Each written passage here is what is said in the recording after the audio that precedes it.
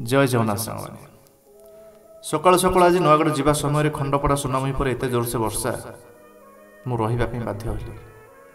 एही जगार नाम होची बरपल्ली आउ एटा होची गोटे यात्री विश्रामगार जेउठी कि लोक माने बस को अपेक्षा करते। एही घरटीर अवस्था आपण माने देखि परुथिबे।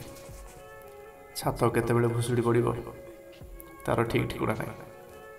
घरटी भितरे आंठुए पानी। बोधे लोक मानकर व्यस्त बहुल जीवन भितर यारी उपरे काहारी दृष्टि पड़ी नहीं, किंतु यारी कांथरे बहुत सुंदर कथाटी लिखा जायछि।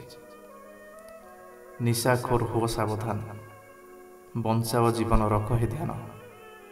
बीड़ी सिगारेट मद गंजेई, निशा ठारू निश्चय रुह दूरे। अन्यटी माटी को नमणिब सान, माटी ही माँ समान। सतरे दुईटी जाक कथा बहुत सुंदर भाव में लिखा जायछि। जो भाई आपको लिखिछंती तांको चिंताधारा को अशेष अशेष धन्यवाद।